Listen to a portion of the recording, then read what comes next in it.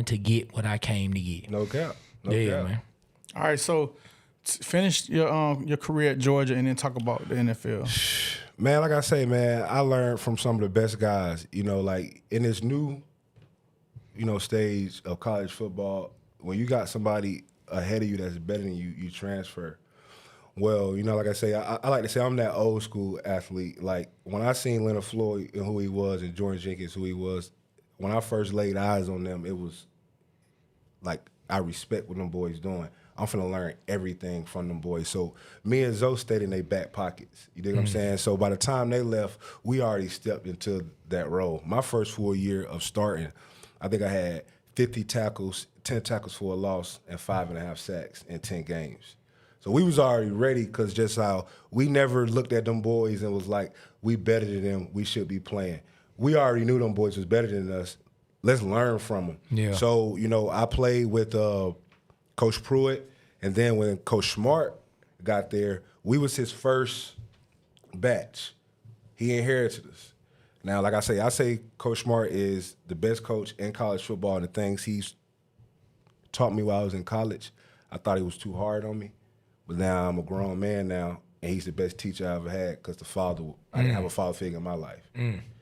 So just that hard love and tough love on the type of person that I am, I need that. Yeah. So, but, that transition from Pruitt to Smart, Pruitt and them laid down the foundation. They the ones that recruited Raquan, Lorenzo Carter, me, and that batch that got there in 2017. So when he got there, we was that first batch that he, got. It was a friction because we didn't know how to work for real. Mm-hmm. Like at Alabama, they just different.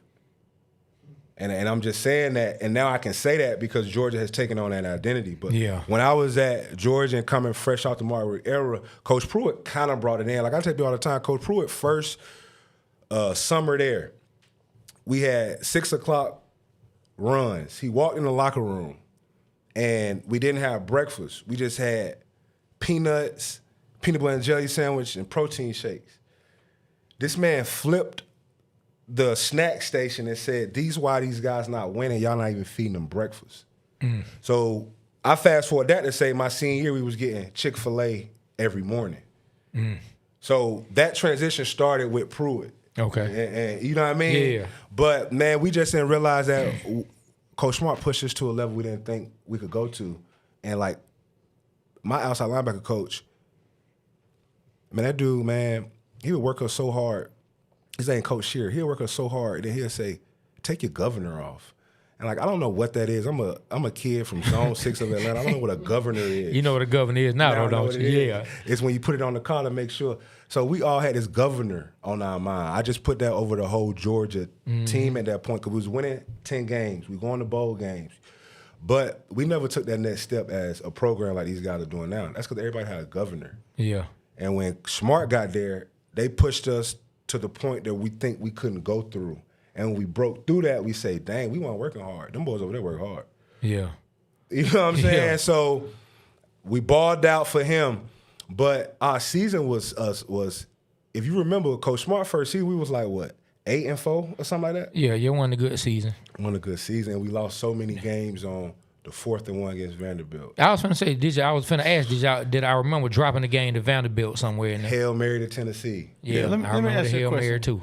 I'm sorry. Let me ask you a question, right? I feel like that year messed up the whole quarterback trajectory for it's even affecting us now with the hurt when Jacob Eason got hurt. Okay. I feel like they had all right, Jacob Eason, then Fields, they had all together, and then Fromm just came in and just Jacob Eason was the greatest football thrower I seen in my own eyes. It was he points.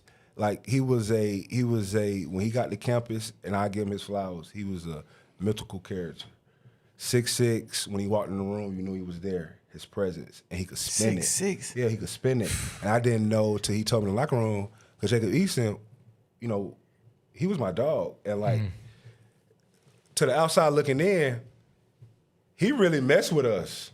he want to be cool with the D line and the kind of rough side of the team. Okay. That's what people ain't really know. So he'll come over there and he'll, chop it up with the D line. Yeah. And he told me he got drafted by the Rangers as a pitcher.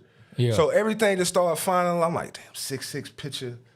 Like Randy Johnson. I used to sit in the back of. I used to sit in the back. I can see that now. No, I used to sit in the back of 7-on-7 sometimes, or the quarterback view, and just watch him spin it. The best throw of football. But that injury to, I think it was App State. He tore his MCL. Running out of Tennessee? Bounds. Nah. I remember. Okay, it was before the Tennessee. Yeah, he ran out of bounds. It was like the first 2 games. Yeah. And I'm always a fan of a man doesn't lose his job to injury. Yeah. But, that team was so built for any quarterback to come in and just drive it. Don't go too crazy, just drive it. And when Jake Fromm did that as a freshman, he just took advantage. So, kind of like you said, that season kind of derailed Justin because Jake was still riding that momentum. So, yeah, it's one of them years. So I felt like if Jacob would have stayed, then everything would have set up for Justin. Yeah, probably. But you know what? It's hard to say that because Jake Fromm was always next in line. And people forget Jake Fromm was like the number 1 quarterback or a number 2 quarterback in Georgia. He wasn't no slouch. Nah, he wasn't no You know what I'm slouch at saying? all. Like, Jake Fromm got us to the chip. Especially when you start talking about the rankings that, people love, talking about. He was already next up. But one thing I get of Jake Fromm was Jacob Eason was so gifted. He the type dude that he could not study the playbook.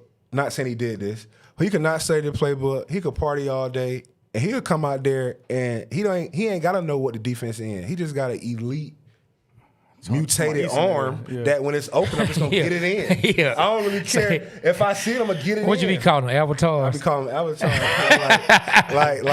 like them big blue. Them Yeah, big blue I know folks, exactly what you're talking 6'6". about. Yeah, they doing stuff that human beings can't even do. They just can't do it. Can't even do. So, but yeah, Jake Fromm had this thing in hit, man.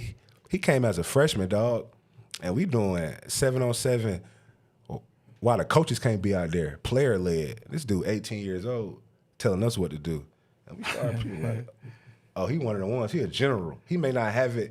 He may not have a general. Yeah, he may not have the arm strength, but He a general. man, we I can doing see that. we doing 7-on-7. He telling that 2017 defense was full of either juniors, seniors, or 50 years. We done seen it all, right?